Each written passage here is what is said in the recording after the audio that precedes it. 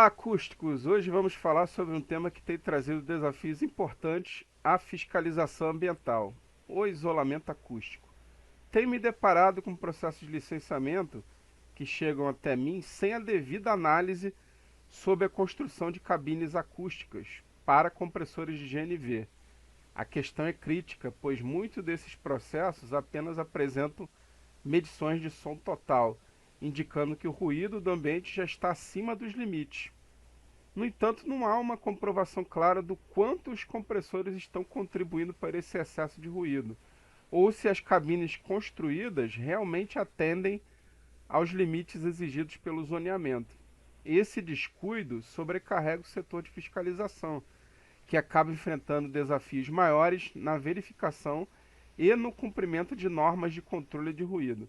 Acompanhe para entender como isso impacta diretamente nossas cidades e o meio ambiente. O controle de ruído envolve três elementos principais, e a fonte sonora, a trajetória de transmissão e o receptor. De acordo com a NBR 16313 de 2014, o tratamento acústico é a intervenção em ambientes que envolve tanto o isolamento acústico quanto o condicionamento acústico. O isolamento acústico refere-se à redução da transmissão sonora entre ambientes distintos. Há uma diferença entre absorção sonora e isolamento acústico, e é importante deixar isso muito claro desde o início. Quando uma onda sonora atinge uma superfície, como uma parede ou janela, ela não para ali. Esse som pode seguir três caminhos, e uma parte da energia sonora é refletida de volta, criando o eco que muitas vezes ouvimos. Outra parte consegue atravessar o anteparo, sendo transmitida para o outro lado, o que pode ser um problema em termos de isolamento acústico.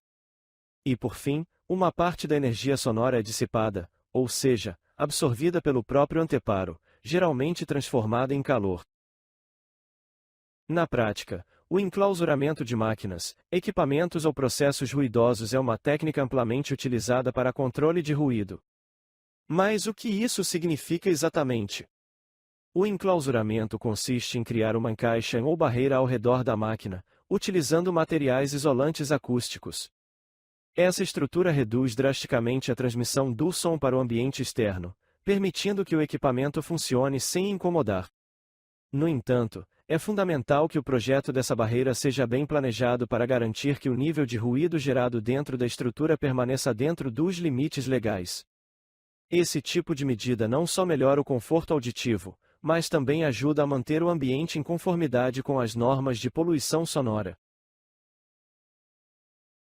Uma das atividades passíveis de licenciamento ambiental que necessitam de avaliação de ruído é a cabine acústica dos compressores de GNV de postos de combustível.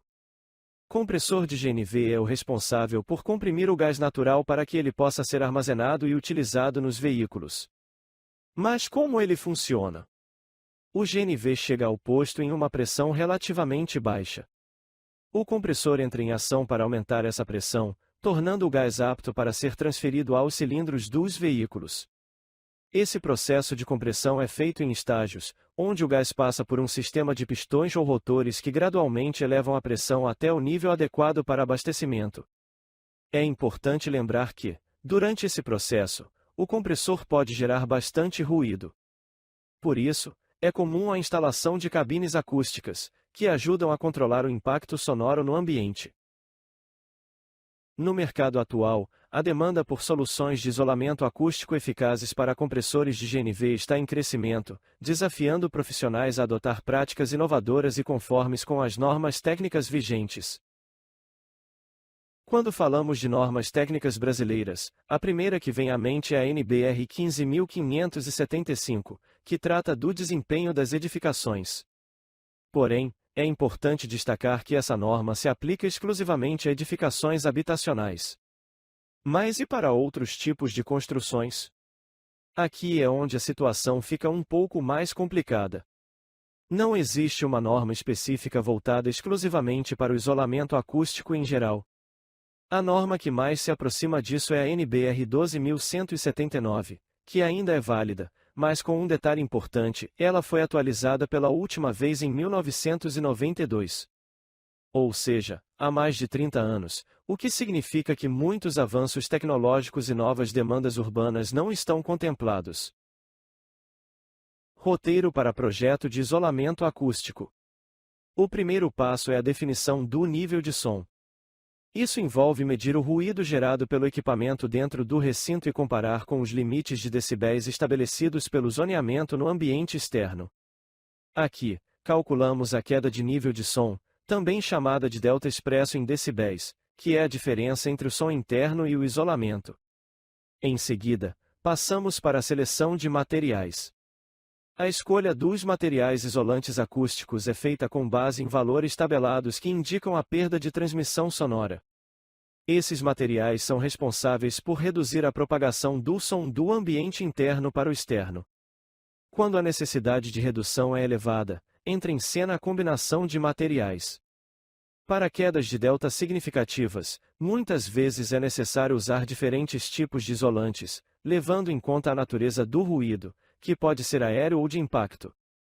Finalmente, chegamos à medição para aceitação.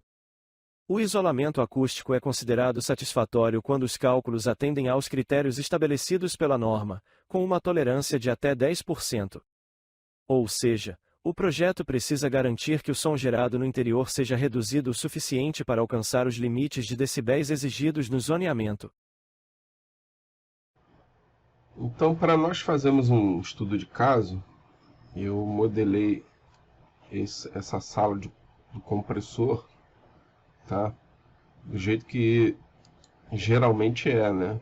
Uma sala fechada, uma sala tétrica, onde você tem lá o compressor de GNV, tá? Os ventes de estocagem, geralmente ou tem uma saída de ar por cima, tá? Ou a saída e entrada, né, de ar é pela lateral. Aí o pessoal coloca uns atenuadores, tá? E com uma cobertura de telha sanduíche. Então esse aí é o padrão de uma sala de compressor, tá? Basicamente é isso aí. Então a gente vai fazer o cálculo em cima dessa sala. Pode-se estimar o som no exterior da clausura através da fórmula LPT é igual a LW menos PT menos 10 vezes log de S R mais C. Onde LPT é o nível de pressão sonora estimado no exterior da clausura. LW é o nível de pressão sonora da fonte. PT é a perda de transmissão causada pelos materiais da clausura. SE é o somatório da área externa da clausura. E C é uma constante em função das condições da clausura. A perda de transmissão ou transmission loss, TL, é calculada através da fórmula PT é igual a log de tau. Tau é o coeficiente da transmissão sonora da partição composta, onde o somatório SI, que é a área do componente da partição vezes o respectivo coeficiente de perda de transmissão, dividido pelo somatório da área dos componentes da partição. Nessa conta entra a perda de transmissão dos atenuadores e das esquadrias.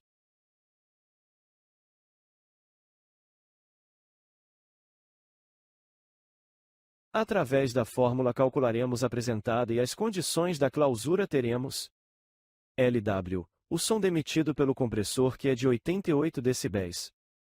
PT, a perda de transmissão calculada de 37 decibéis. C, a área da clausura de 158,24 metros quadrados. E a constante C, consideraremos igual a 12 considerando as condições acústicas como viva. Todas as superfícies da clausura e da máquina são duras e pouco flexíveis. Então o som estimado fora da clausura será de 60,80 decibéis.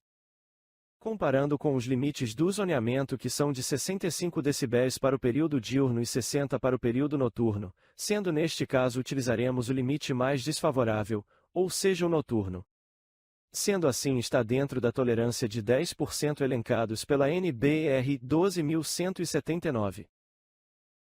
Após a aceitação dos cálculos dentro da margem de tolerância de 10%, damos início à execução do projeto de isolamento acústico. Com o projeto em andamento, é fundamental seguir cada etapa conforme o planejamento, garantindo que os materiais selecionados e as técnicas aplicadas atendam às expectativas e aos parâmetros estabelecidos. Após a conclusão do isolamento, é hora de validar o resultado. Nesse momento, realizamos medições de ruído no entorno da clausura, ou seja, nas áreas ao redor da instalação, para verificar se o isolamento está de acordo com os limites de ruído permitidos. Essas medições são realizadas com base na norma NBR 10151, que define os procedimentos e critérios para avaliar a emissão sonora em ambientes urbanos e rurais. Somente após a medição é que podemos confirmar se o isolamento acústico está eficaz e dentro dos padrões exigidos, garantindo que o ambiente esteja em conformidade com as regulamentações de controle de ruído. Esse processo é fundamental para assegurar a qualidade do isolamento e o bem-estar das pessoas no entorno. Muitos consultores apresentam laudos indicando que o som total no entorno de um posto, por exemplo, está acima dos limites estabelecidos pelo zoneamento. Sem calcular esse som específico, não é possível validar corretamente se o isolamento acústico da clausura está cumprindo sua função. O que acontece é que, ao não definir som específico da fonte, o laudo acaba sendo incompleto e não oferece uma análise precisa sobre o impacto real do compressor no ambiente. Esse cuidado é fundamental para a correta interpretação dos dados e para garantir que o isolamento acústico esteja de acordo com as normas, proporcionando maior precisão e confiabilidade na gestão da poluição sonora. Chegamos ao final do nosso vídeo e espero que agora vocês tenham uma visão mais clara sobre a importância do isolamento acústico em projetos que envolvem equipamentos ruidosos, né? Como exemplo citado, o compressor de GNV.